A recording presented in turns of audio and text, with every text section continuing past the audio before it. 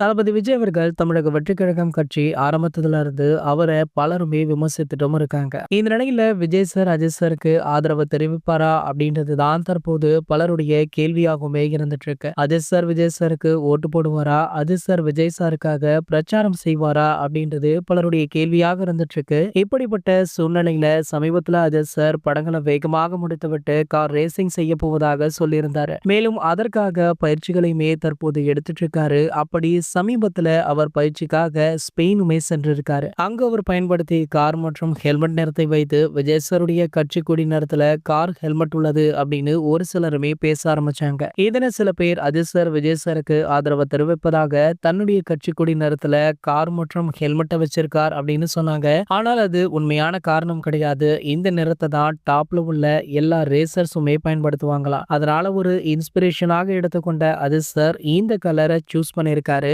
அது மட்டும் இல்லாம சிவப்பு மஞ்சள் கண்களுக்கு பளிச்சுன்னு தெரியும். அதனால அவர் இதனை பயன்படுத்தி இருக்காராம். இது ஒரு சாதாரண விஷயம். இதையெல்லாமே கூடவா ஒப்பிட்டு கம்பேர் செய்வாங்க அப்படின்னு பலருமே சோஷியல் மீடியாக்கள்ல பேச ஆரம்பிச்சிருக்காங்க. சோ இது போன்ற சினிமா செய்திகளை பத்தி நீங்க உடனே தெரிஞ்சுக்க நம்மளுடைய தளபதி 360 அப்படின்ற நம்ம சேனலை சப்ஸ்கிரைப் பண்ணிக்கோங்க.